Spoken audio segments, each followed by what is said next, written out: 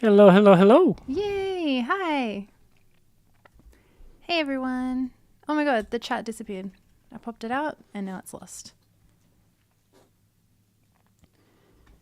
There it is. Cool! Hey everyone! Welcome, welcome. So I think when we're here, you need to go back a little bit. Yeah, Because I'll move in a otherwise second. I'll be out of focus the whole time. Yeah, and keep our heads at the same distance from the camera.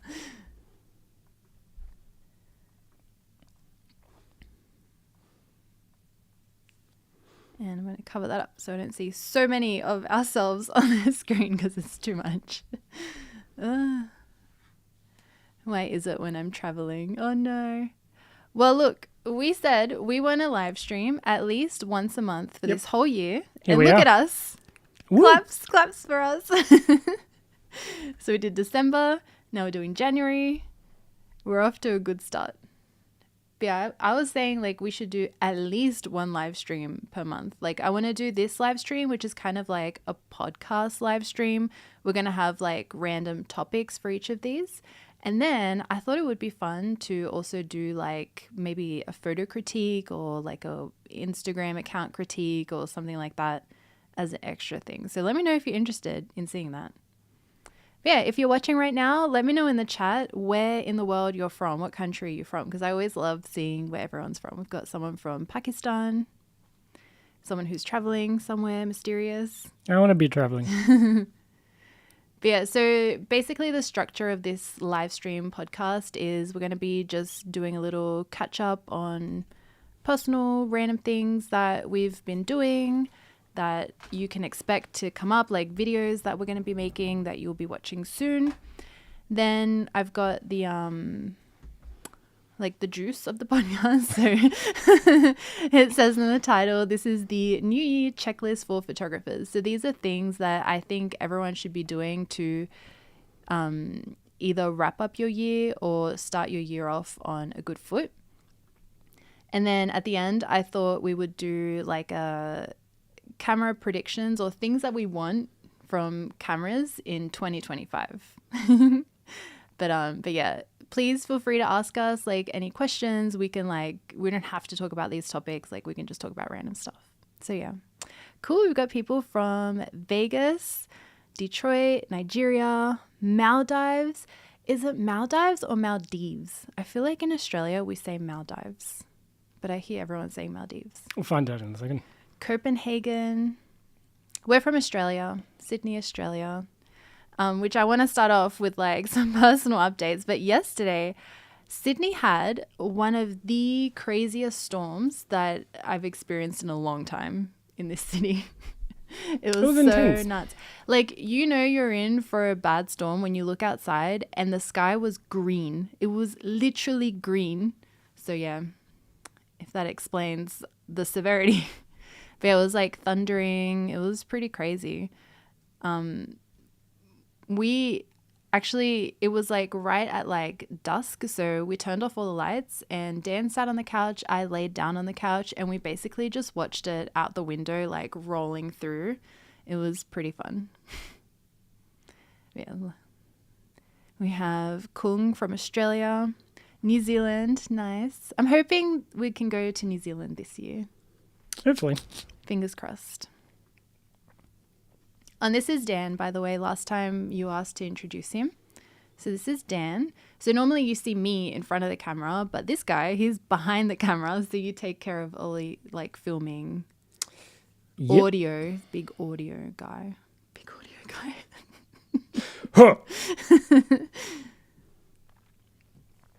Huh. We see Arizona, Romania,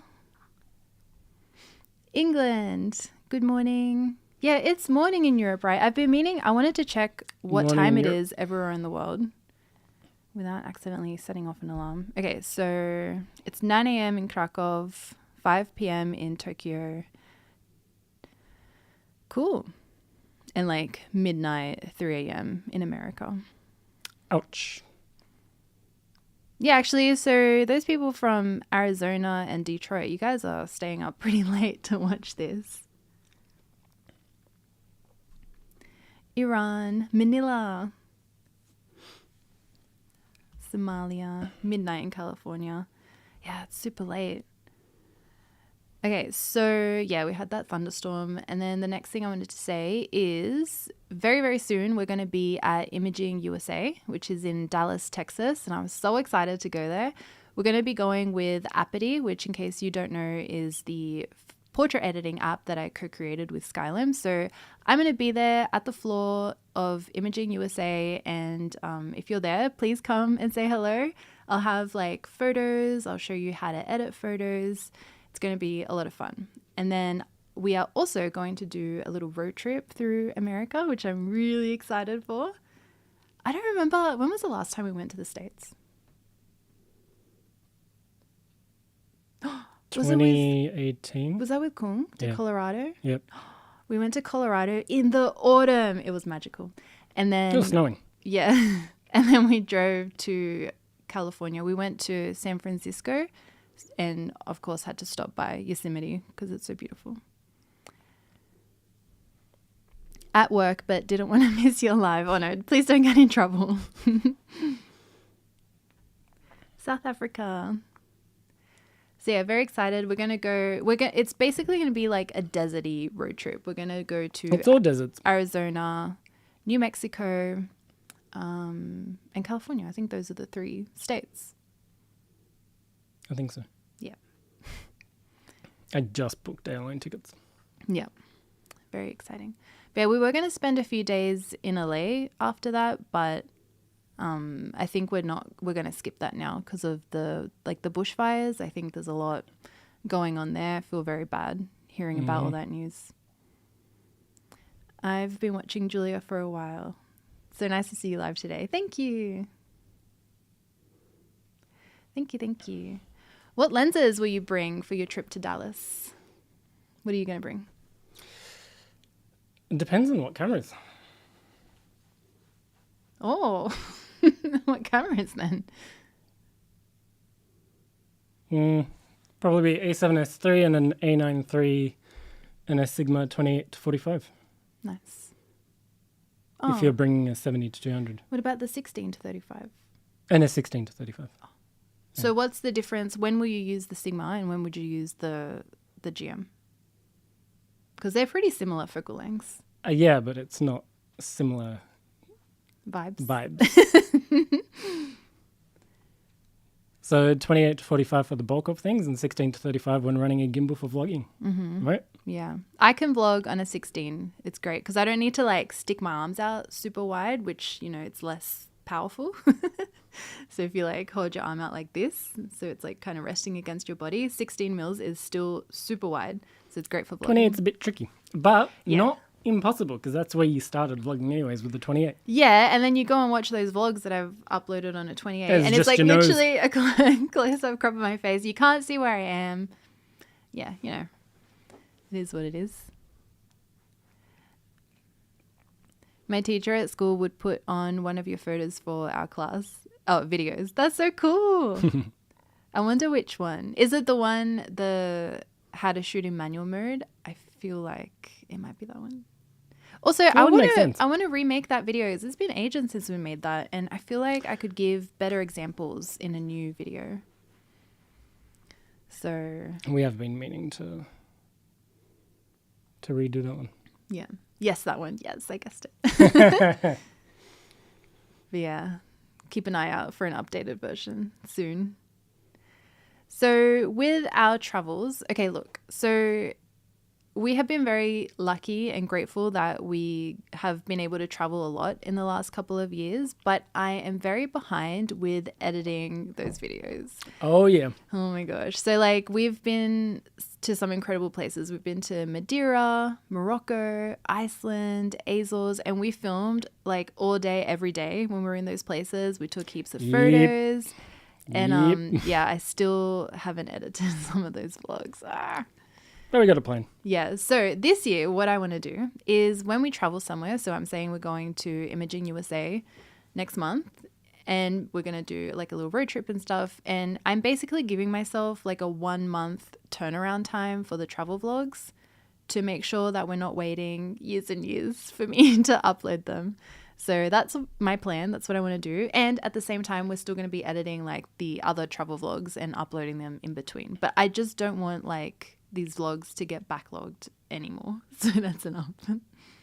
So yeah, that's a personal goal of mine for this year. Oh, we just need everyone to stop releasing cameras and lenses. Yeah, I know. I always prioritize doing reviews. So that's why things get pushed back all the time. Oh, yeah, and I didn't answer what lenses I'm going to bring to Dallas. Yeah, what are you bringing? I really love traveling with the 35 1.4 GM. I'll bring my A7 IV. Yeah, shocker. Shocker. Did not see that coming. And I love the 70-200 GM2. That one's really nice as well. I used to travel with an 85 prime, but a 70-200 Yeah, I don't miss traveling with an 85. Yeah, it's just so much more versatile having a zoom on the long end, especially. I feel like for a wide lens, 35 is okay. But, you know, I have been considering using the 16-35 for travels instead. So I don't know. I remember you used to travel with your Canon 5D Mark II, 3 or 4 with 85 L series 1.2. So bad. It's like traveling with a brick. But it was beautiful. You got some good bokeh out of that. So 7-200, much better. But yeah, I have been considering using the 16-35 instead of my 35. Well, it's always there. Which will be a momentous day if I ever leave my 35 at home. Yeah, not happening. Weights. Yeah, it's like doing non-stop weights all day, every day. Traveling with, with the old 85 Yeah, 1.2. 5D in one hand, 85 in the other. You've traveled all around. Which is the best and your favorite place you visited so far, where you'd like to go again and again? I feel like it's such a cliche answer, but for me, it's Iceland. My gosh, Iceland was incredible. Incredible. I loved it. How about you? Or maybe Japan. No, I'm going to go with Iceland, but I do love Japan as well. Like in terms of epic, yeah, Iceland. Yeah. Can't beat that. Like glaciers. Yeah. Glaciers. Puffins. Glaciers, yep. Puffins. They have the Northern Lights. Mountains. So many waterfalls. So many waterfalls. And also black sand beaches. They're really cool. Took my 35 GM to Tokyo. It was amazing. I could imagine.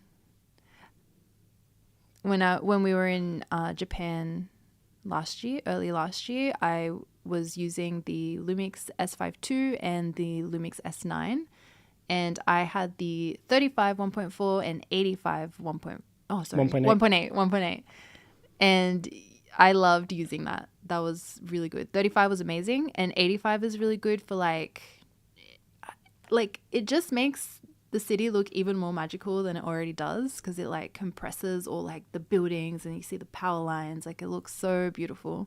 And Lumix have really good 1.8. They're very small lenses, so they're easy to travel with.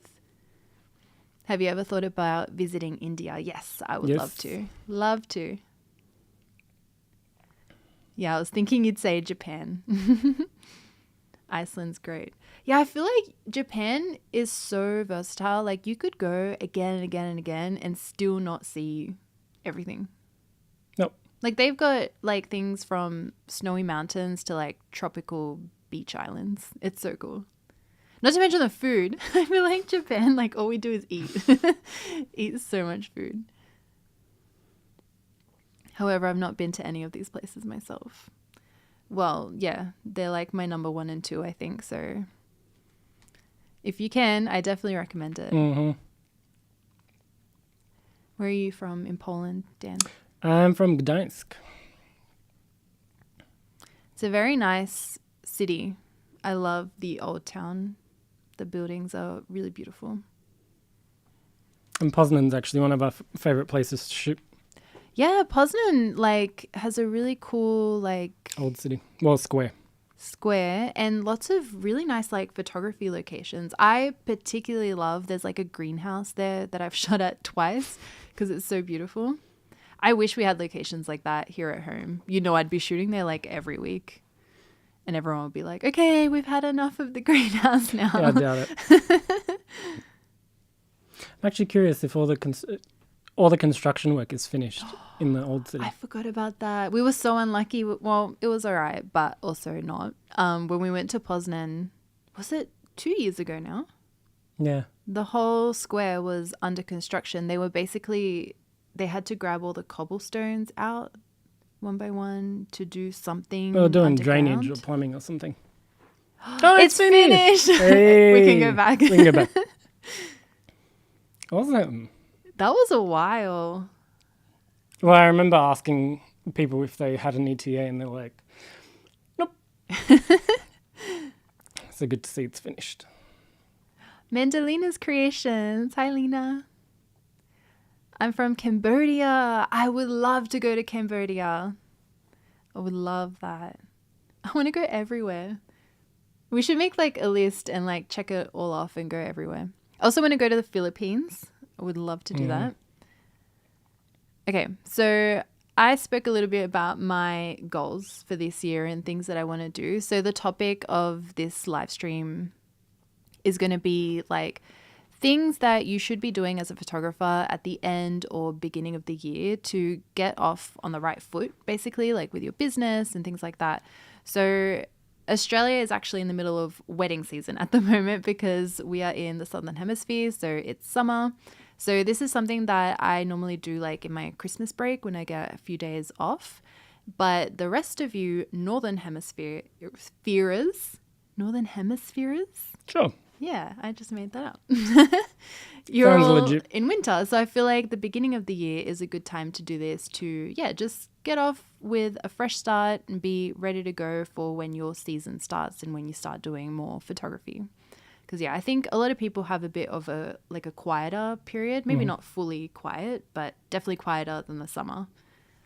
So the first thing I want to touch on is like the physical stuff. So this is actually something that Dan takes care of the most, but it's cleaning your camera equipment. If you haven't cleaned it in a while, now's maybe the time. Get on it. What do you clean physically on the cameras? Everything. Sensors first. Depending on what cameras, some are super easy. Wait, which ones are hard? DSLRs have more cleaning involved. Yeah. But then again, who's cleaning DSLRs at this point, right? Well, some people still use DSLR. Actually, this 5D3s are still workhorses. Yeah. So actually, still plenty of people cleaning. So DSLR is a bit more work, but mirrorless super easy. You just usually have to lock off IBIS so that it doesn't move around. So in some cameras like Sony, you've just got a setting where you can lock it off. Mm-hmm. So it stays, so it doesn't move while you're cleaning it.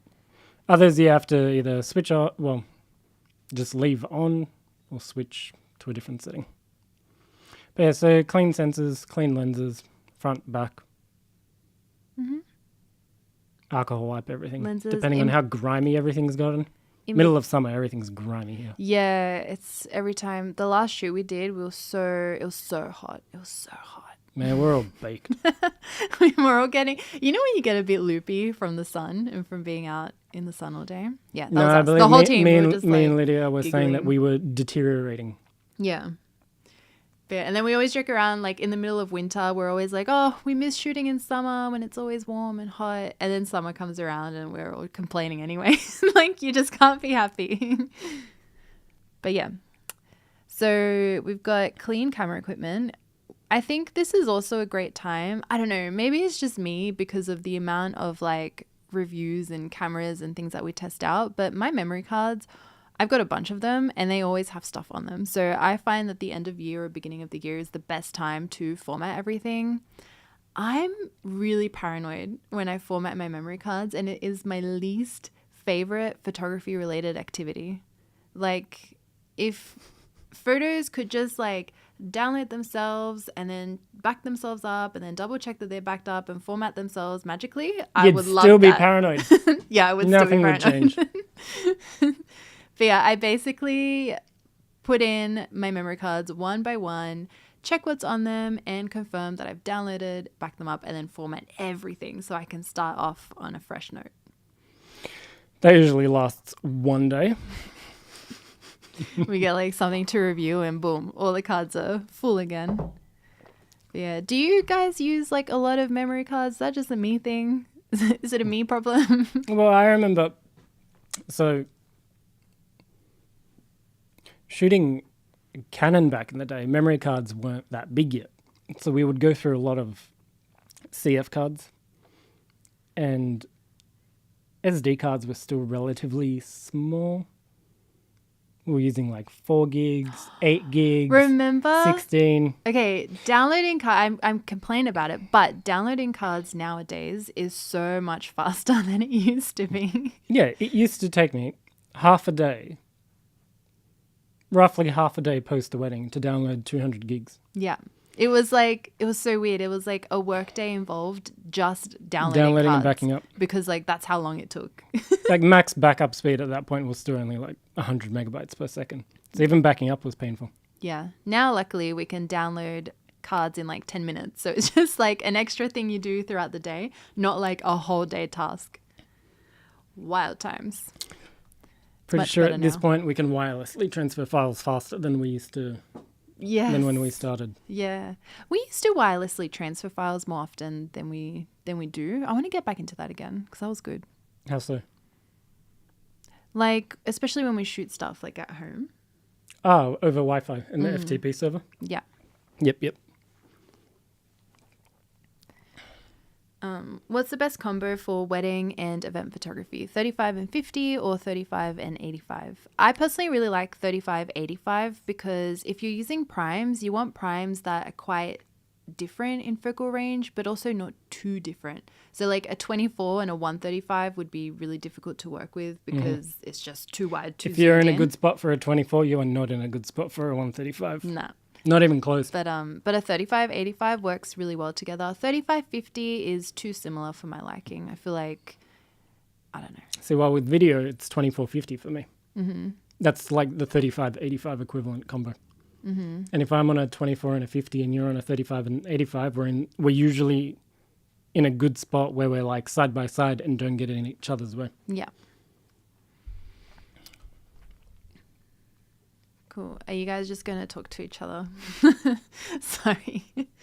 No, we will be answering questions as well. But yeah, we'll try to get to everyone, but sometimes there can be a lot of questions in the chat. I'll find your question though. Is there any E-mount f2.8 lenses more than 16 to 35 at the end, like 16 to 45 or 50? Oh, there was the G. No, that was. I need to open up my videos. Last year? Yeah, it was the G one. Yeah, I said G. Yeah, I know, but what's the numbers on it? Why do I feel like it was a G18? No. All right, Dan's gonna look for the video. Just go to the channel. It's the video we did in the mountains together. In the mountains. The mountains. Okay, I'm going to keep talking while Dan finds that video. So something else that I like to do is organize the gear cupboard / storage area wherever you keep your gear. I know that gets really messed up really quickly throughout the year while you're like pulling things out, putting them back after a long day of shooting. So I like to clean all that out, make sure everything's still in like good condition. If you keep it somewhere quite like dark and it could get moldy, so you want to double check, especially the stuff that's sitting at the back of the cupboard, to make sure that it's all clean. So we're thinking of the G16 to 25, which is actually shorter, not even longer. Shorter.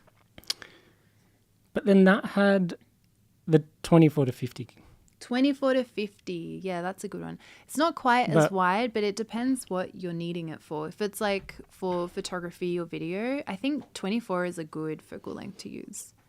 But I think here it's more of a question of, is there a more versatile lens than a 16 to 35? Yeah. Like 16 to something, which there isn't. Yeah, I don't think there is. The more versatile ones start at 24, typically. Okay. As well as cleaning out your camera storage, you also got to clean out your camera bag. Do you want to tell the horror story? Oh, you have 24 to 70, but you need wider. Well, I haven't used anything that's Well, on 16 Sony, you've got the 16 to 35 f2.8, the Mark II then, the 16 to 35 f4, and the G20. Oh, I Prime. love that G20. That's a nice prime. But And it's the not that much GM14. different to 20 versus 24. You're talking 4 millimeters. It's not that much. Well, that 20 is actually like 18, 19. It says 20 on the label, but it is wider. Technically, yeah. The flagship there is the GM14. Yes. Yeah, that's a really nice lens. But it's not as versatile as the 16 to 35. Yeah. I haven't used the Canon R8, so I'd have to use it first before I can answer that question. Okay, cleaning out. Yeah. Actually, I was just going to say one of the cheapest ways to get a wide lens wider than 24 to 70 is the Samyang 18 f2.8. I do have that lens too. I used to use that quite a lot for vlogging and video mostly. That's a good, like, super wide lens, It's small. cheap, small. Yeah, that was good to keep in my camera bag. But yeah, I would love to use more Canon stuff this year. It's been ages since I've used it. Okay, so clean out your camera bag. I don't know. My camera bag gets filled up with all sorts of random stuff. Do you want to tell that horrible story? What horrible story. The ticks. Well, I said it now. No. So Dan will have to tell you the story. No, Jules can tell that story. Okay, we were out shooting somewhere like in the bush in Australia, and there's kangaroos, and when there are kangaroos, there are ticks because ticks like to live in kangaroos. And we put our camera bag down on the ground as we In do lots of places that day. all the time. And we do this all the time when we're shooting. But Dan like looked down in it and you saw what did you see? Like The camera bag was alive, guys. It was alive. It was just moving. I'm dead. It was horrible. Yeah, Anyways. we were panicked. It was like 1,000 ticks. Yes, we like must have put it on like a nest or something. It was Like horrifying. a mound or a nest of ticks. They were tiny, Yeah, they were but like they were, baby ticks or something. yeah. Oh. Ugh. Ugh. But yeah, we like sprayed that camera bag so much. We like I don't think I used that bag for like a year after that. yeah, it was like I don't know, it's just I stashed bombed away it, washed somewhere. it, and couldn't look at it. Yeah. Scary But stuff. basically, that bag got bombed with pesticide in the garage overnight. Yeah. Nothing survived. No. Horrible. Yeah, that was traumatizing. I didn't like that at all. Okay, so while you're like cleaning out camera bags, cleaning out storage, etc., it's also a really good time to order like any bits and bobs that you realize are missing from your camera kit. I don't know if this is again just me, but sometimes like you realize you need something when it's too late, or like you wanted something and you're like, oh, should have ordered that before. So this is a great time Yeah, and then you to keep order putting it little off. things. Yeah, literally. But I feel like filters for lenses are really good. I like having a Pro Mist filter for me.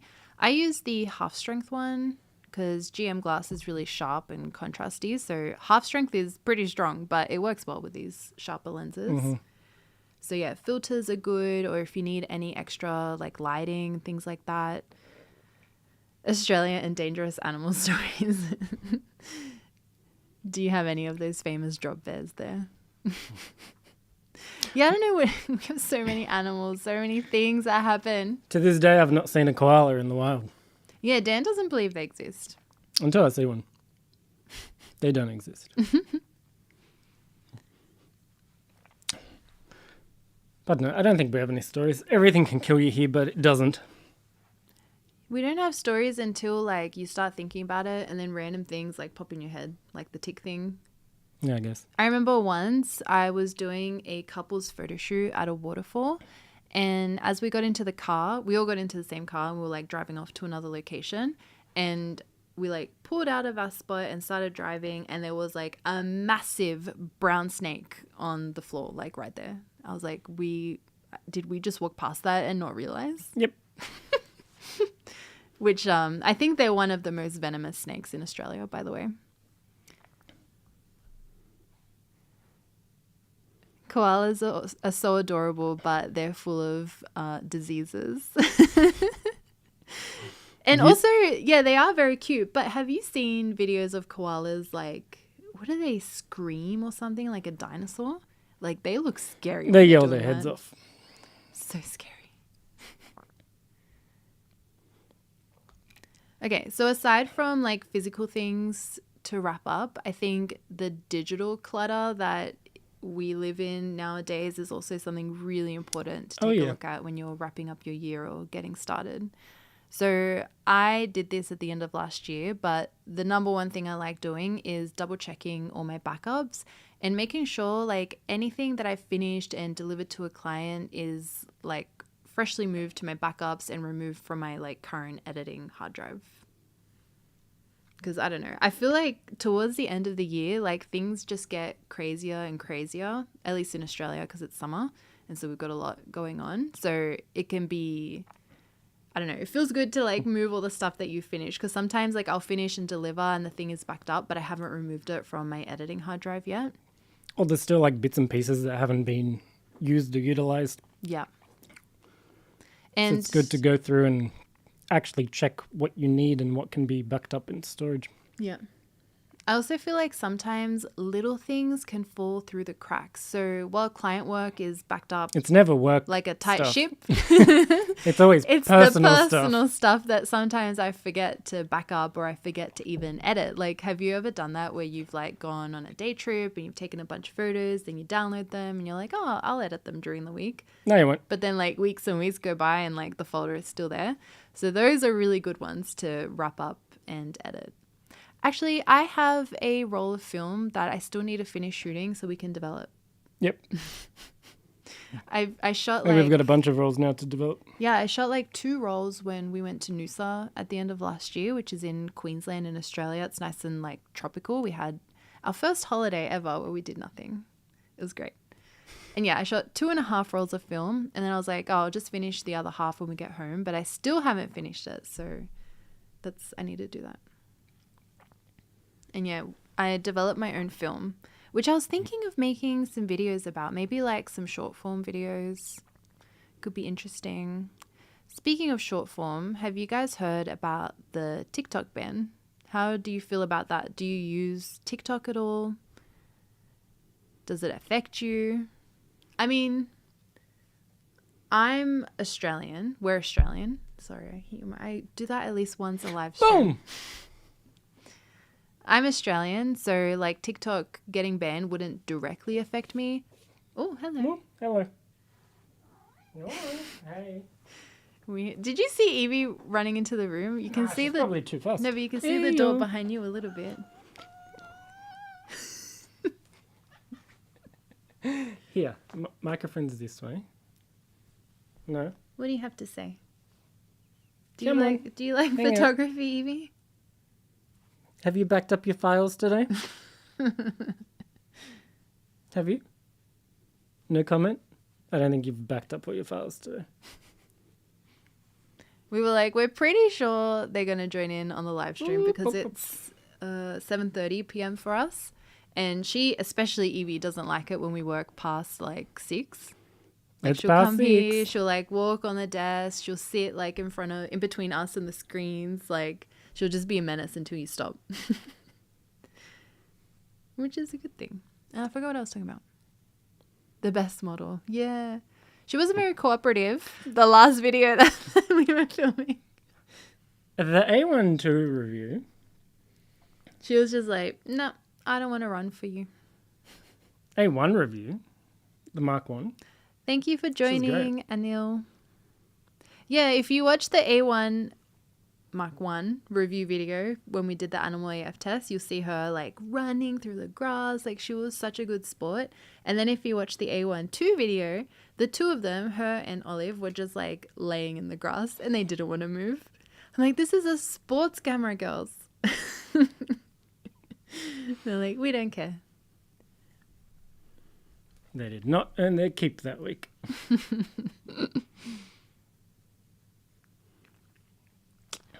Oh, and I'm still guilty of this. I'm sure a lot of us here are as well, but you need to clean your desktop. If I were to look Mine's at a my mess, desktop and I'm now, pretty sure I cleaned it a couple of days ago.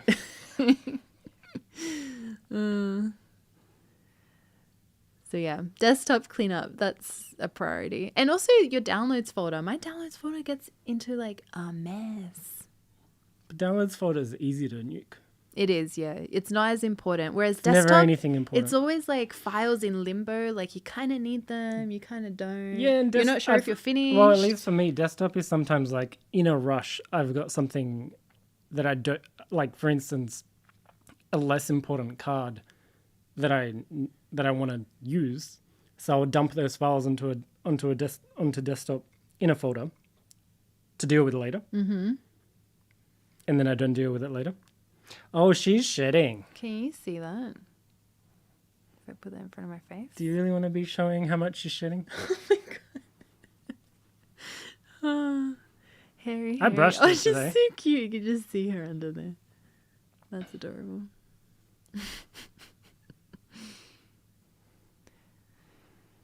Would you suggest the Tamron 35 1.8?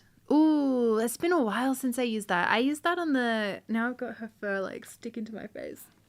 I used that on the Canon 5D Mark IV, I would say. I have a review of this lens on my channel. So if you want to see like the sample images and what I thought about it, it's on my channel. You can use, if you go to someone's channel and you click on videos, there's like a little search function. So you can search just for that channel's videos.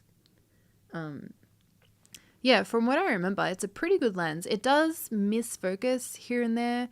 The Tamron 35 1.4 is a bit more accurate when it comes to focusing. But it's a chunky one. Yeah, but it is a lot bigger and heavier, whereas the Tamron, the 1.8, is much smaller. So I'd love to see those Tamrons for mirrorless now. same. I wish Tamron would make primes again. They did like a little series, the 24, 35. 24, 35. 20? Yeah, I think it was a 20. 20, 24, 35? Yeah. Or 2.8s. They were good. Now I'm hitting my microphone. Small, lightweight. You guys from Melbourne? No, we're from Sydney. Sydney. But yeah, we went to Melbourne last year. We were there with Lumix for an event. Mm-hmm. I like Melbourne. Oh, I was there for the Australian Open earlier in the year too with Google. A year ago. Yeah, that was nice. It was so hot that day. Hey, everyone. My quiet intro.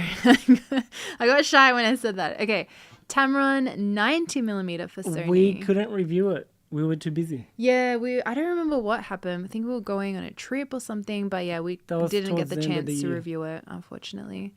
The only other 90 that I've used is the Sony 90 2.8 macro, which is a really nice lens, although it is getting a little bit old, so I feel like it's a bit slow, but it is good. I own that one. I got that one because I use it to scan film. I scan film with a camera rather than a scanner. And we did product shots with it and stuff. Yeah. Oh, sorry, I keep scratching my face. I feel like I've got fur. Well, I have a new coat. You can't even see her face anymore. You just see a little butt. Say something. Heel. Can we get a meow? Silent meow. She's got her mouth open a little bit. Where's your sister? It's not really her sister, but we just call them sisters because it's cute. Okay, continuing. I've got notes on my phone if you're wondering why I'm looking. I'm curious if down anyone here. can hear it purring. No, it's very quiet. She's a quiet purrer. Although, no, it's louder. Okay. I love the Tamron 20 to 40. Yes, that is a good lens. So yeah, clean your desktop. That's a tough one, even for me. but it's a good one. You feel so good when your desktop is clear. Similarly to the desktop is your phone photos. Do you use your phone at all, or a bit or a lot, for your photography business, I wonder? For me, like, I love getting behind the scenes footage on my phone. I love getting like selfies before I start a photo shoot. I love taking photos of like the gear that I'm using, or I'll set up my phone on like a tripod to film behind the scenes video or to take photos while I'm shooting. And sometimes if I've got like an extra person there, I'll give them my phone and be like, hey, can you take some photos and videos?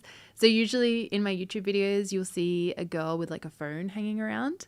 That's Lydia. She's the makeup artist that always does makeup for our models. And she's also amazing at capturing behind the scenes footage that I then upload to Instagram stories and stuff.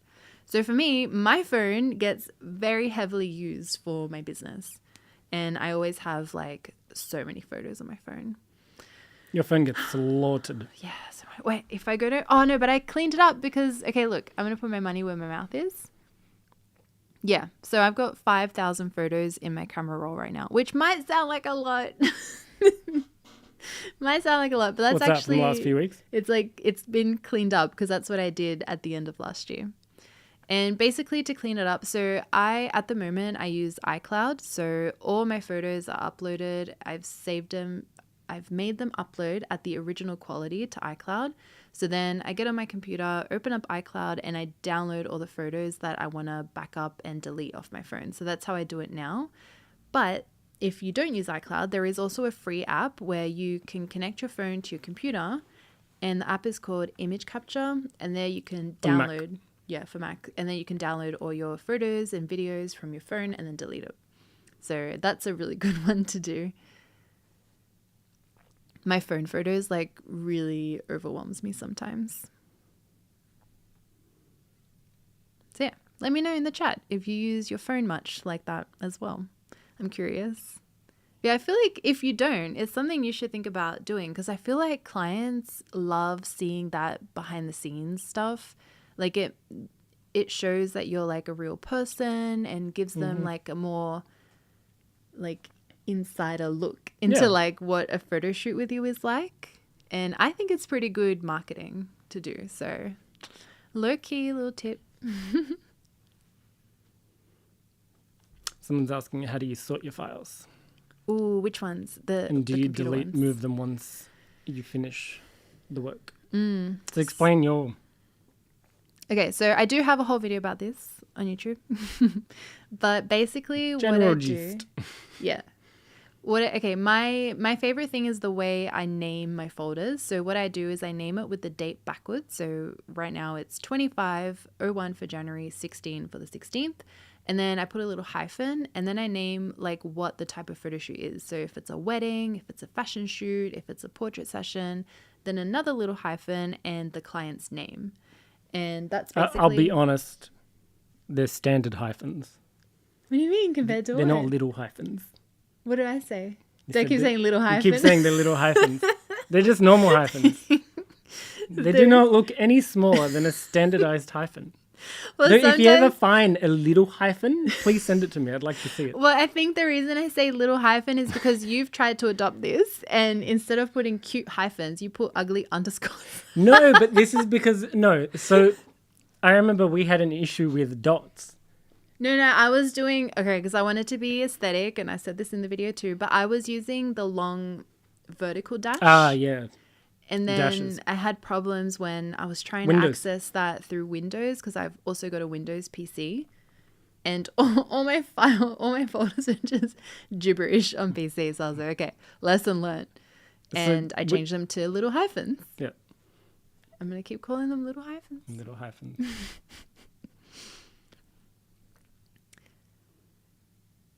So Is that a cousin to a mini semicolon? yes, and a small full stop. Great fan from India. Thank you. Got someone from France, Tacoma, Washington. I think that's WA. Yeah. I see WA and I'm like Western Australia. Yeah, so that's the way I name my folders. And then inside, I've got a folder called Deselects, where the bulk of my photo shoot goes. And then I've got a folder called Selects, which is where my culled images go into. So I'll go through and like select all my favorite photos that I want to edit. And then I have a folder for exports as well. So I do high res, low res exports. Lightroom catalog. No, I don't do Lightroom anymore because I just import straight into Apity, and Apity doesn't have like the separate catalogs, which is so much easier to keep track of. I prefer that so much more. So yeah, that's like my main folder structure. And then, okay, so then what I do is on my computer, I've got an SSD, which is what I edit off. So that's where all like my active photo shoots go. And then I've got 2 NASs. NASs? NASs. NASI. NASI. What is the plural of NAS? Maybe it's just NAS. 2 NAS. You know how it's like, yeah, anyway. And I mean, it's an acronym. So I like download first to my active SSD. That's what I'm going to call it. And then I back up onto each NAS. And then when I finish editing my photo shoot, I'll back it up again onto both NASs. And then delete it off my SSD. 2 little NAS fellas. NASI. What are you Googling? It's a secret. Do you sometimes use filters like Black Pro Mist or Glimmer Glass? Yes. I use Pro Mist. I was talking about this earlier, but I have a Black Pro Mist. A Black Pro Mist, yeah. I would like to get another one. Was there like a gold one? There is. Yeah, that'd be We fun. found some funky. Yes. Oh, I can't remember the brand though. No. I did come across something. There were some cool ones. I They were want to different. order them. No one else was making anything like that yet. It's as much as I remember. Same. But they were really cool. Trust us. I most probably have a screenshot on my phone somewhere. Oh, what's your camera roll on? How many do you have? No, so I nuked my phone a couple of months ago. Let's see the magic number. What? 1,200. See? That's not, Nuked. you didn't take pictures of anything. Well, if it does get used during a shoot for BTS and stuff, it gets downloaded and then I nuke that. Yeah. That's the easy stuff to move because you can say 100, 200, 300 files or whatever. So it's easy to just transfer, send it, back it up. Are we really dark, And it's gone. by the way? Like, is it... Because it's getting darker. Where's the thing? Here. Oh, it is getting darker. I'm going to brighten this up. Whoa! Let there be Okay. light. Is that better? Sorry. Like, it looks fine here, but then it doesn't look fine over there. It does look really dark over there, doesn't it? Okay. Is that... Can you see us better now?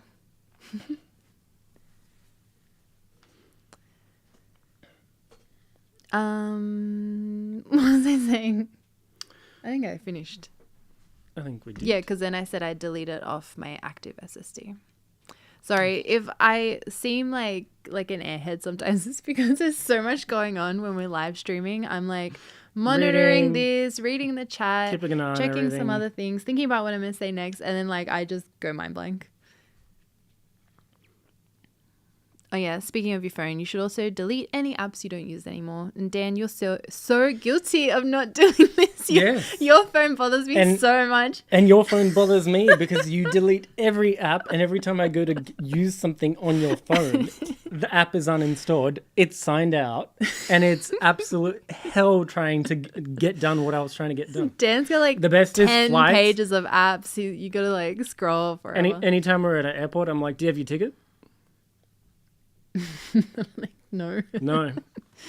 No, look, I do all the trip planning, okay? I know what we're going to do every day. I know what photo spots we're going to go to, what we're going to hit up for golden hour, for sunrise. But you're not getting on a plane. At the airport, my brain is off. Like, Dan takes care of the airport stuff. Jules uses the Tiffin Black Pro Mist. Yeah, I also like using ND filters. So that's when I want to do like motion blur photos, but still keep the bokeh. Although I do like what it looks like when you bump up your aperture as well for the slow shutter speed photos. And I also use a polarizing filter as well. Those are really cool when you're shooting like with water in the background or with glass or like reflective surfaces in general, because you can like see a bit better. Glass, water, cars. Cars? Cars. I did hear that correctly. Car. Okay. Windows. Couple of other digital things. These are more like online-y things. So first one is, it's not the best, but like you do have some time to get your bookkeeping up to date, which is again another one I should listen to my own advice situations. The other one is check your website, see if that's up to date. Do you need to update like your bio or some photos? Maybe you haven't put up any photos. I know for me, like when it gets into the busy season, my website is just a bit on the back burner for a while. I feel like a good way to think about your website is if you haven't been on it for 6 months and you've gone to check it, it needs an update. There's always something you can add. Even if it's something minor, you know, like just double check like what your bio says, make sure it's still like current, make sure you are displaying photos of the things you want to be hired for. Yeah. And yeah, sometimes I feel like with websites, it's better to have quality over quantity. Yep. You want less photos, but you want to make sure those photos really represent what kind of shoots you want to be booking, what kind of clients you want. So yeah, get rid of anything that doesn't align with your 2025 vision board.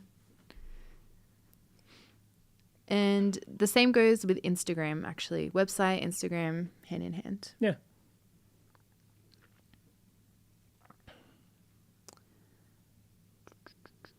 Questions? Yeah. So someone's wondering whether you copy the files back to your original SSD if you're going back and forth. So no, what we do at that point, we've still got an active copy on a NAS that we can access at any point. So it's easier to just access it from there. Yeah. Yeah, so back when I was doing catalogs, that was a bit trickier because you can't open a catalog from a NAS. Yep. So you have to like copy that back to your desktop and then re-put that back. For me, though, like when I'm finished with a photo shoot, I am like really, really finished. It's done. I basically only delete it from my SSD when the client says like, yes, I'm happy with those photos. And I'm like, cool, no chance that they want anything changed or any extra photos. So I know I'm safe to like put it back. So yeah, I do try and wait to hear feedback from them before I get rid of it because that makes it easier. But yeah, the NAS is fast enough though that you can work from it. If you need to grab like a one-off photo or something, you can definitely do that. We edit video off the NAS. Yeah. So we edit 4K and numerous streams of 4K within 4K and stuff.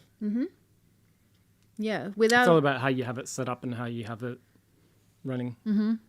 with our videos, I do like the bulk editing of our YouTube videos, but Dan will start it off on his computer. So he will like, Yeah, just keep hitting it.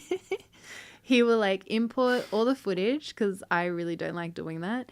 And he will sync the audio to the footage as well because the audio track is separate to the camera file.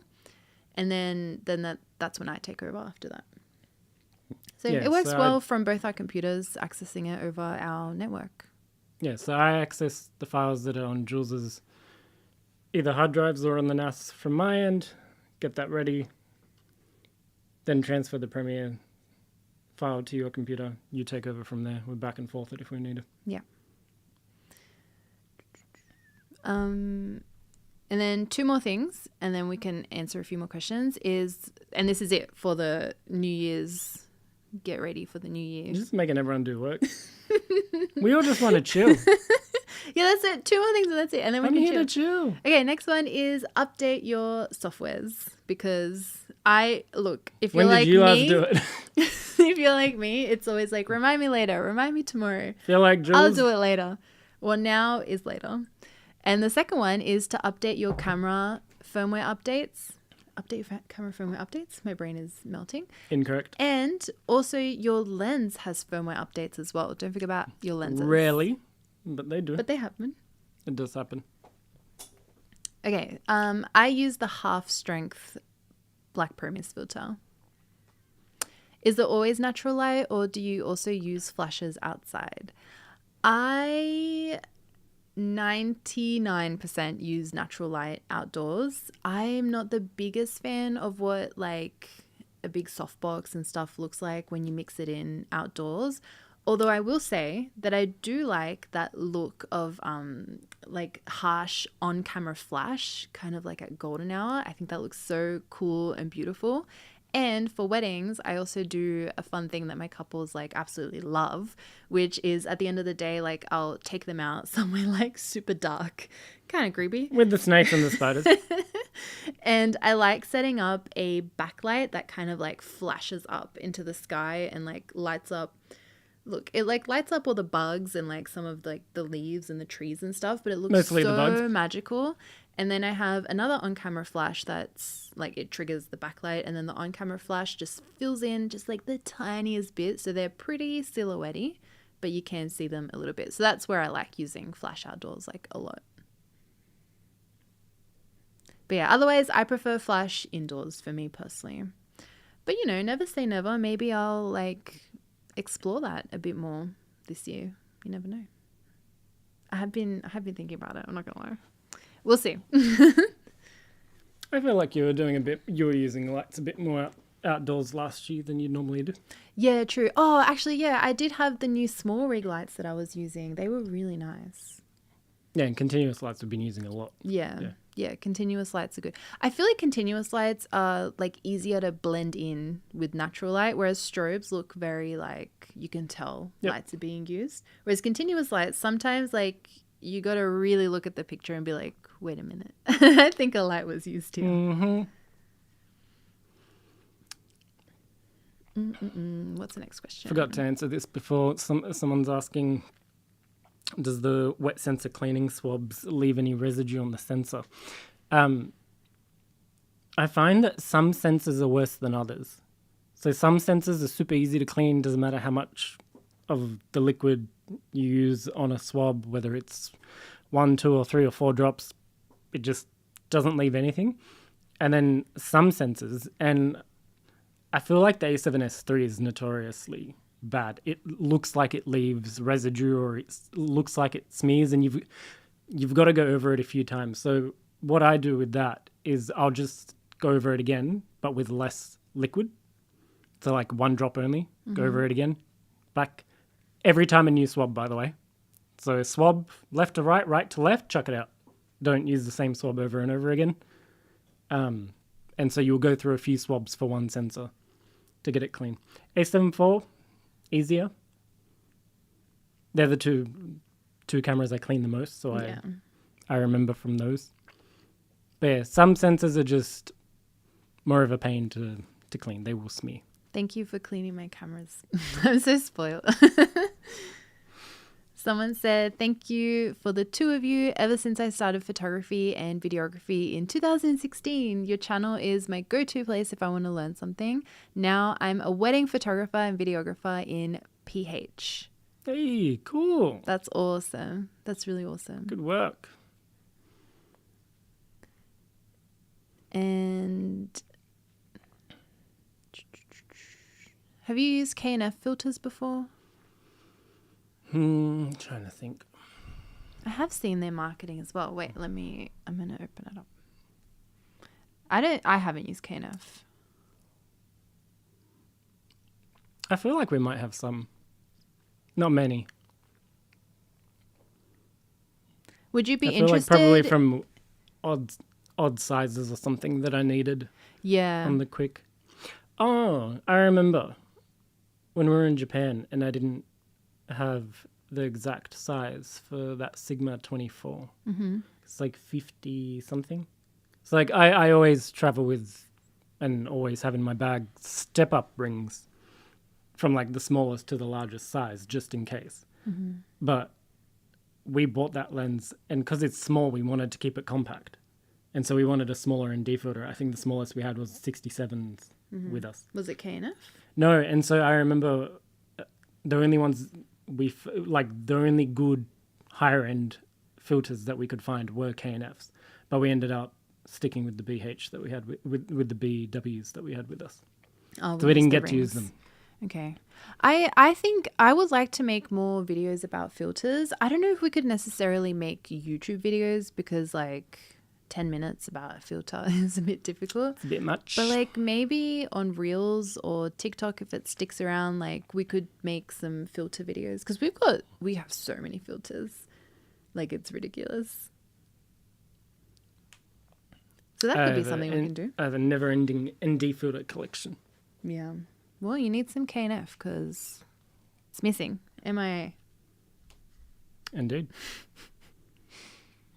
I wonder if they have like a 2 or 3 to 6 or 7 ND would be nice. It's always 1 to 5 and 6 to 9. My dad is in the chat. Hi, Dad. Hey, mate. Keep up the good work. Thank you. Okay, for the last topic that I want to talk about today is what gear do we want to see this year? What is on your wish list? Let me know in the chat because I'm really curious to see what you guys really want. What's everyone looking forward to? Do you have like a dream camera, dream lens that you're really after? Or is it that you want to see more like budget equipment, any specific lenses? I got my dream lens last year. Yeah, you did. So I've always used a Sigma 18-35 for a lot of my work. And I was always waiting for a full frame equivalent to come from Sigma. And they did it. They did it good. The 28-45 f1.8. Yeah, I'm working... Which is a polarizing topic between me and Jules because she doesn't agree that it's the greatest lens ever like I do. Look, like I do, but I don't. I think it's amazing for video, but for photo, I don't think it's versatile enough. No. I don't know.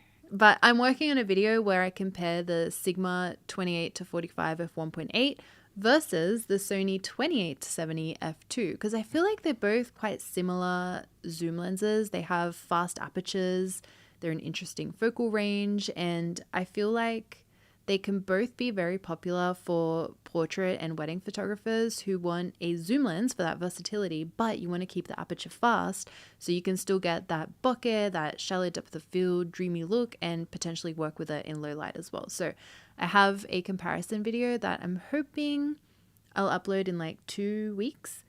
So I've got another video for next week already, and then the week after, I think I'm going to do that one. But yeah, we did like a photo shoot and I use the lenses side by side. So yeah, the Nikon 35. Nikon have, what's the other lens on their roadmap as well? It'd be interesting to see what they do. For me, there have been rumors about the Sony A7 IV. So I'm a Sony A7 IV I user. feel like that rumor comes up every month. It does. It comes up Every month heaps. that an A7 IV doesn't come out. It's coming! It's another month for another rumor. I just like...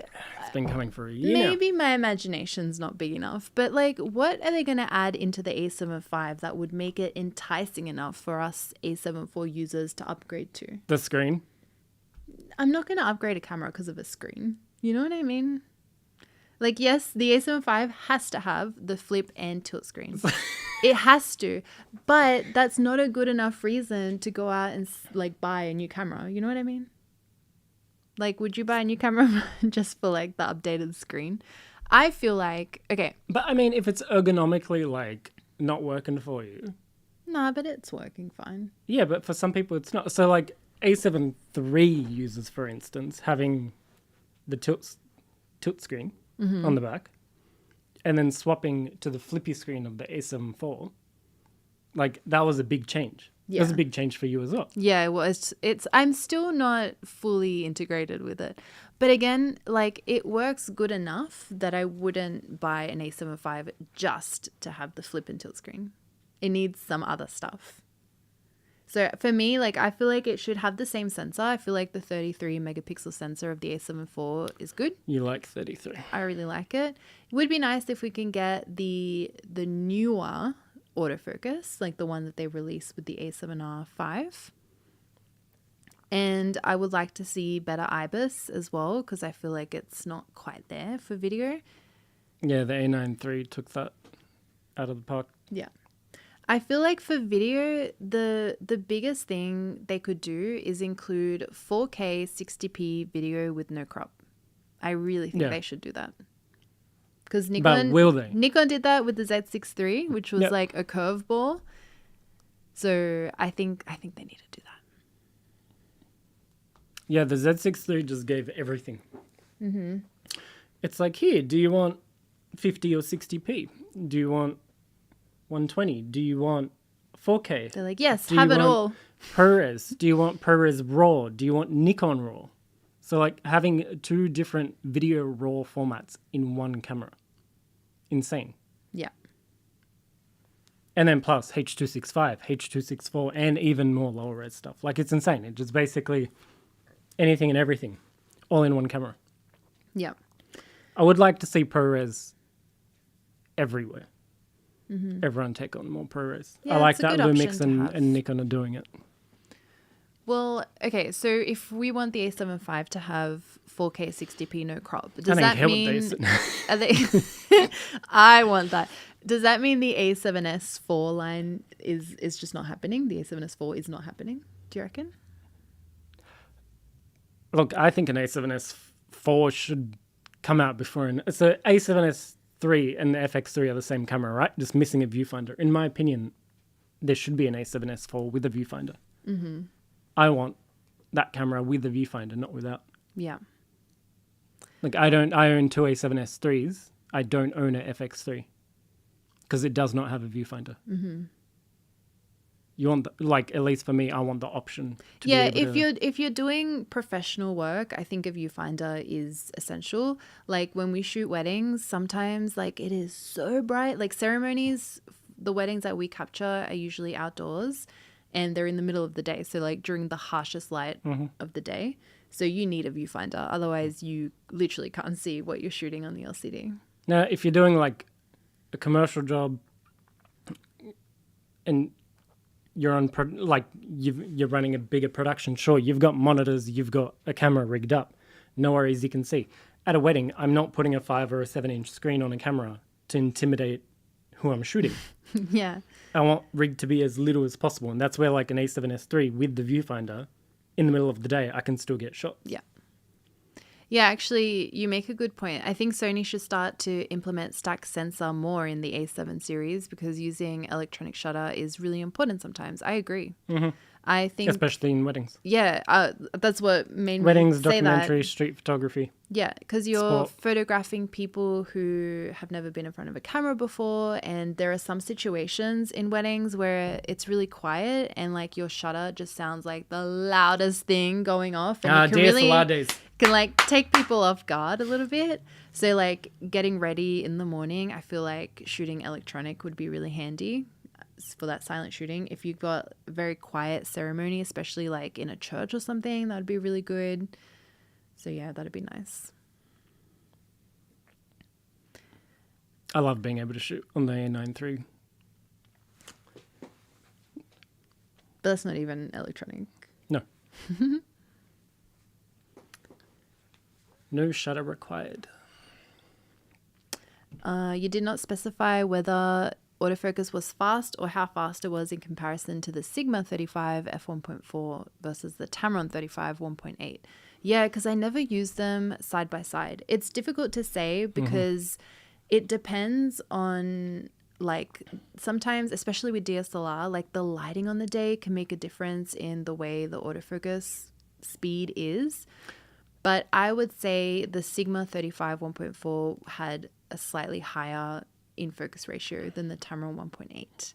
But We're again, talking the art series. yeah, the art series. But the Sigma, again, is a larger lens, just like the Tamron 1.4 35. So that's something else to keep in mind. Another thing with DSLRs to keep in mind is that a lot of lenses do need micro adjustment with the autofocus. Yeah. So every copy in every camera can be slightly different. What camera are you using, by the way? Okay, so Sony, I feel like they might also upload, create more like content creator cameras. They did a bit of that last year. I like cameras like that, like little point and shoots and stuff would be awesome to see. I would like to see... I want to see the RX line. Yes, that would be like a dream. I think everyone wants the RX line back. I wonder why like they won't do it. Like, is it just it feels like How long a has it been? loud minority, but we are actually in the minority? But you Yeah, know, probably. point and shoot cameras have made a huge comeback recently. Yeah, but people want to it's, spend like, trendy. $50 on a point and Yeah, shoot camera, not true. $1,000. True. But yeah, if they do come out with more content creator cameras, I feel like the best thing they can do is maybe work on their IBIS would be better. Like if we had more stabilization specifically for content creator cameras. Yeah. So yeah, I feel like the ZVE-10-2 was the last one I reviewed. It was like an APS-C camera, and I feel like the IBIS could have been a bit stronger. Mm-hmm. But aside from that, they've got good everything else pretty much, like image quality, settings. I love my Sony. I'm so glad I switched from Canon. Yeah, I switched like way back when. The first Sony camera I used was the A7 II. I borrowed it from my friend Kung, and I was like, Sony have something good cooking over here with this face detection. It was awesome. And then the A7 III was announced, and I decided to bite the bullet, and I just bought one because it had IAF, not just face detection. That was such a game changer. And then animal AF. Yeah, animal AF. Is there a chance that you'll feature the new Samyang 35 f1.4p? There is. There is a chance, but I'm not sure, to be honest, because like we're going to be traveling a bit. Might be in a while. Yeah, if we do. But I do have lots of Samyang videos on my channel already. We did the Samyang 35 1.4 Mark 1 and the Mark 2. And I also tested out the Samyang 35 1.8 on the A7C. It was like that little compact. No, not 1.8, 2.8. That little compact lens. No, It was 1.8. Which one? So it was a while ago. I used it on the A7C. Do you remember? Yeah. Yeah. It was 1.8. It was like a little lens. Yeah. That's why I used it on the 1.8. A7C. Yeah. A7 III was a revolution, not just a camera. Yes. Yes, it was. And the first revolution was the Canon 5D Mark II. The next revolution was the A7 III. Yeah, that one was good. Yep. But yeah, I remember like back in the day, like when the A7 III was becoming really popular, Canon like was even saying like, nah, we're not going to make any mirrorless cameras, which I think also helped a lot of people switch over because like mirrorless was like the place to be, you know, with IAF and these cameras. I remember like everyone's minds were blown at how small, compact and lightweight these cameras were, but they were still producing beautiful image quality. It was a really cool experience to be a part of. Yeah, actually I remember I had a friend, a wedding photographer, who like wrote up a whole Facebook post about how he shot his first wedding on mirrorless and his mind was blown at he could capture even more intimate moments on his mirrorless camera than he could with his DSLR because he was saying like because the camera's so small, it's so quiet, like he can just get in there, yeah, and like people are not self-conscious about it. So yeah, that was cool. Can you do a Fujifilm recipe video? I haven't used Fujifilm in a while. The last shoot that I did was with the XS20, which is up on my channel in case you haven't seen it yet. But I did a campaign for Fujifilm with that video. And the challenge was I am not allowed to edit the photos. Like I can't change the colors or anything. So I had to use my own recipe for that. And I'm pretty sure I shared the recipe in the video.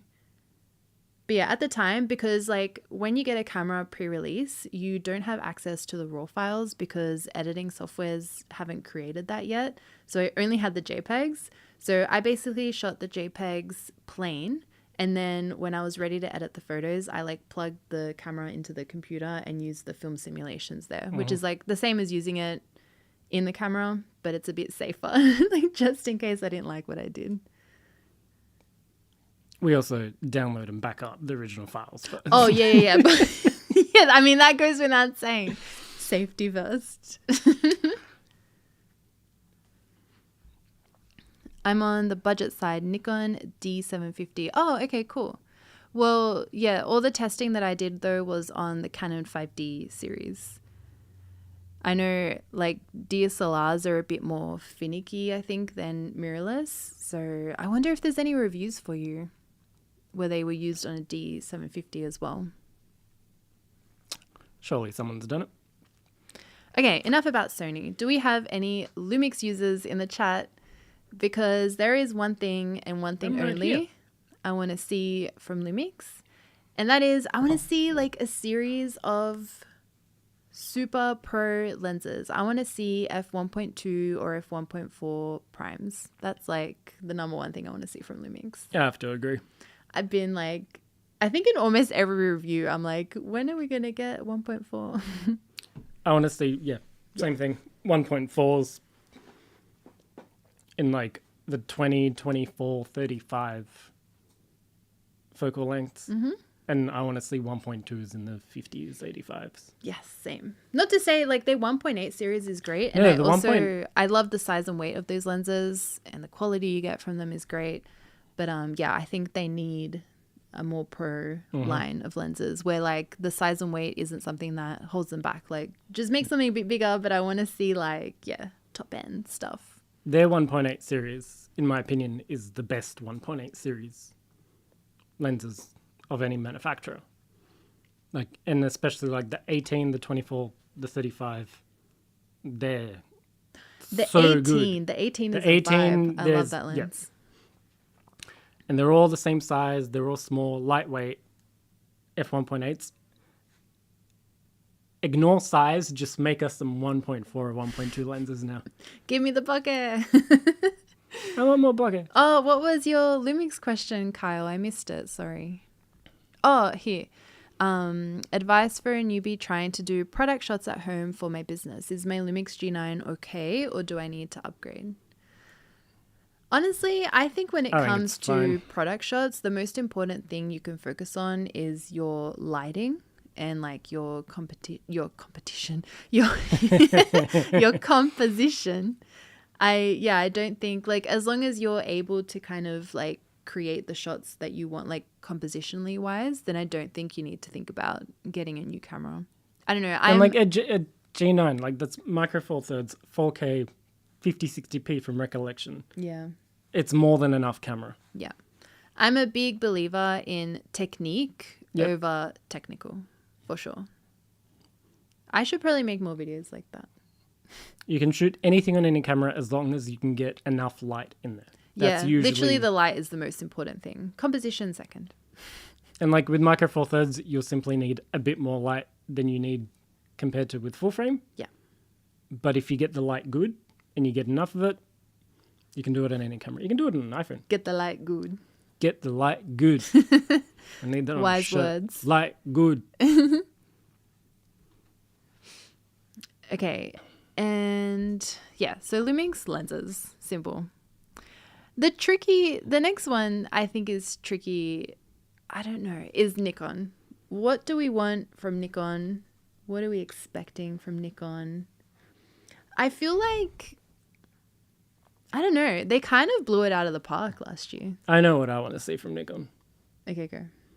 I want to see more retro-looking lenses to go with the F. I was literally thinking that ZF. as well. I was thinking that as well. They also I want have like small, not... So the one thing that we're missing these days is we don't have any small like 51.4s. Mm-hmm. Because they've all... So part of the reason why like a 51.4 is so much bigger now than it used to be is because resolution-wise you have to fix... There's more glass because you have to have a certain level of image quality for these sensors that we're using. I want to see also like crappy budget stuff come from the main manufacturers, which we don't usually get. Well, we don't want it to be crappy. No, as in like lower end. Yeah, I know what you mean. Cheaper, retro, and for cameras like the ZF is a cool camera. It's fun to shoot on. Yeah. Literally, I was literally thinking the same thing. I was like, the ZF is so cute. Like, I love the way that camera looks. And not only is it cute, but it does perform really well. And you've also got the ZF-C, like the crop frame version of the camera. Mm-hmm. But I feel like it's missing the cute lenses to go along with it. So, yeah, the lenses Like, give that me have, a like, 51.4 retro looking, vintage looking. bit of chromatic aberration. I'll take it. I mean, they have the Nikon did release their 1.4 series of prime lenses, which But they're have like still that larger. fun. That have the fun bokeh look. Oh, if only Nikon could open their mount to Sigma. Yes, Yeah. that would be incredible. I would love that. I'm all for everyone should be open to everything. I think Agreed. healthy competition is important. Yeah, and third party is good. Yeah, literally healthy competition, and like not everyone can afford the highest end And gear. not everyone needs it. Yeah, literally. Sometimes you even want like a third party lens because they have a more unique look and characteristic to their lenses. Yeah. So, but yeah, and I also feel like maybe they might come out with a ZFC Mark II, which I would like. I wouldn't mind seeing. So the crop version of the F. I feel like, yeah, we could have some It's been a few updated years now. autofocus. Yeah, that'd be nice to see. Some of my favorite lenses are third party. Yeah. What's your favorite third-party lens? Just spring a random question on me. Yeah. I need to think. I already know what yours is. What? The Sigma 28 to 45 f1.8. Indeed. She got it right. Okay, look, I want to make this like a YouTube video, but I was thinking about like if I were to start again from scratch, but I want like a more budget-friendly camera bag. I think the two lenses that I would go for are the Sigma 35mm f1.4 DGDN for Sony. That lens is great. Yep. And I also think the 85mm f1.4 from Samyang is really good. Yep. While its performance is a bit slower than the Sigmas, the Samyang has like such a beautiful It's look pretty. to it. It is so magical. And yeah, I did a shoot for my review. We were shooting during golden hour and it has some of the most incredible lens flares I've ever seen. Yep. Very nice stuff.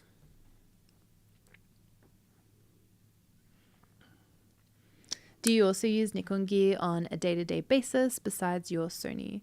I do not, unfortunately.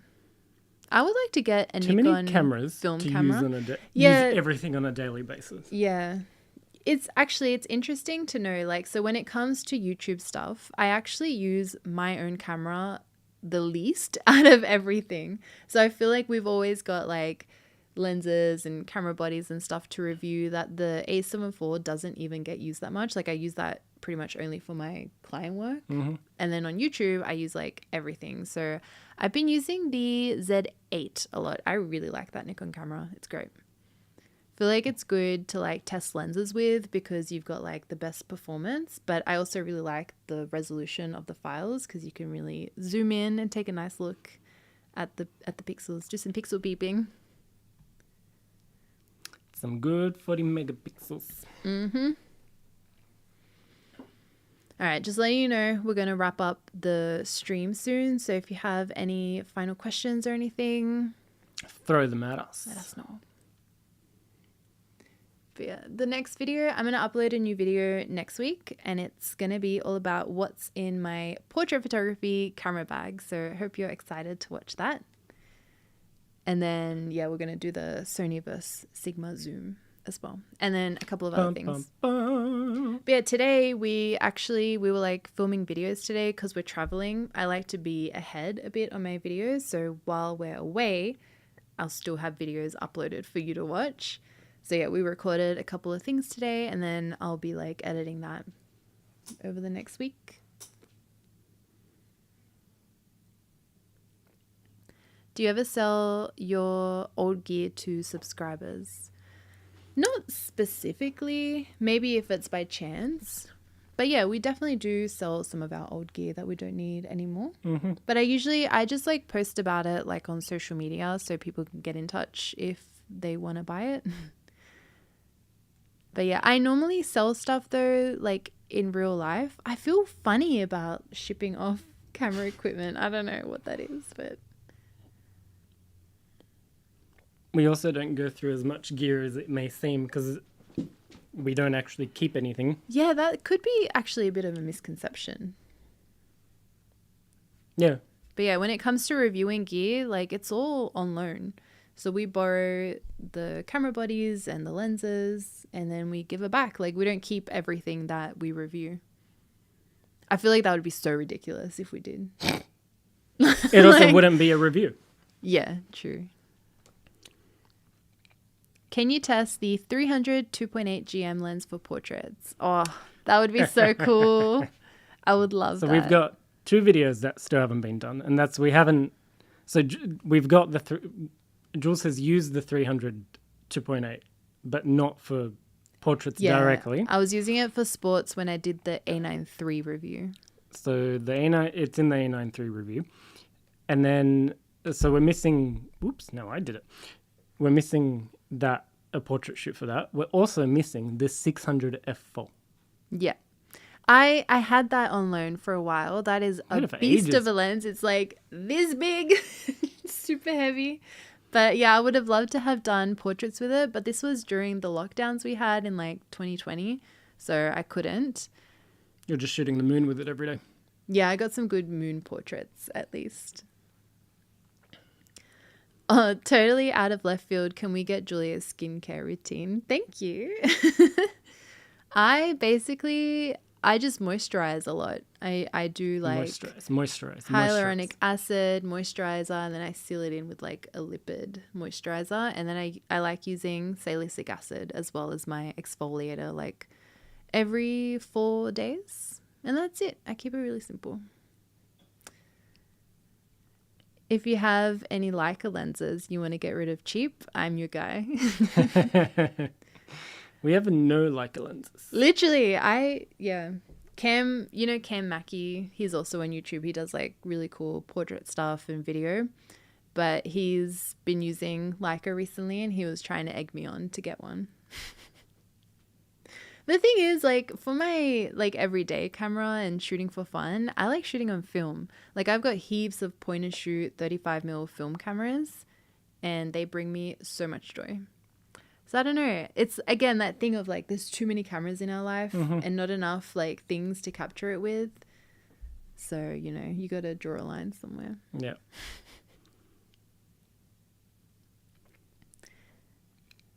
Thank you for the answers. You're doing a great job and I love your calm voice. Thank you.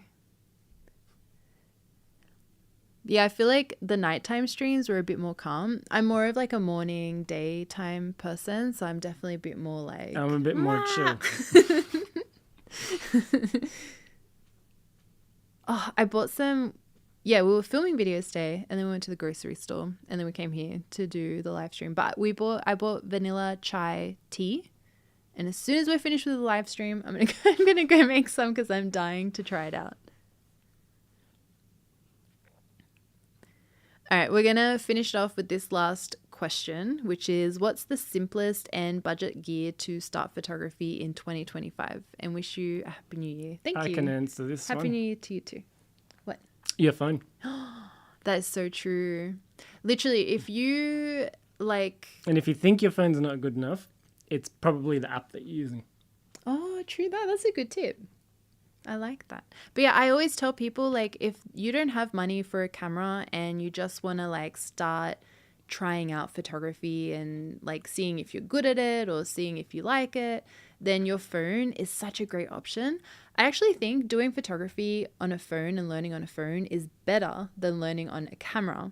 So with your camera, while it is good to learn about camera settings, I feel like your phone, you've got nowhere to hide. So your compositions and your use of lighting needs to be really strong to get some good images. So I think like that is, such a good way to practice photography. But yeah, if you want like a camera, I feel like, I don't know. I think maybe like a secondhand A7 III. I reckon you could get those cheap.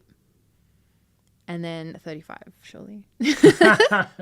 My favorite focal length.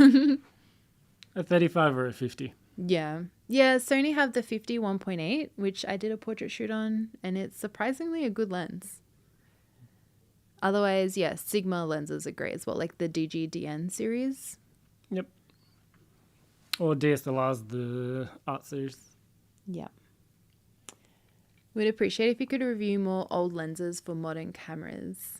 Yeah, I did like a few videos using vintage lenses on my A7 III and A7 IV, and I want to do more of them because I have a list of vintage lenses that I want to use. Now, by old lenses, as in manual vintage film lenses I on assume that's modern what you cameras, meant. I don't know. I could be wrong. or like the oldest autofocus lenses of a manufacturer for current cameras. I mean, we could do both, right? Yeah. Could be cool. But yeah, I do want to work on like some more like, I don't know, mini series and stuff for YouTube, and I want to do more reels this year as well. Yes, vintage. Okay, good. Yeah. Okay. We got plenty of that. Yeah. I've already bought some vintage lenses that I want to use, and I've got more on my wish list. So we're going to do more of those for sure. And there may or may not be even some medium or large format lenses that we can adapt as well. Okay. Okay. Oh, those Helios and Takama videos were super fun. Thank you. Yeah, I want to do that again. Enjoy your shooting on manual. That is it for today's live stream. Thank you so much for joining, chatting, hanging out. It's awesome. Cheers, everyone. Oh, yeah. Frederick said, I'm still amazed to be able to interact like this with you guys at the other side of the planet. I know. It's cool. But yeah, and if you're going to be at Imaging USA later this month, although I think all our American friends are asleep right now because it's like 3 a.m. there. But yeah, come and say hi because we'll be there. All right. All right. Bye. Thanks, everyone.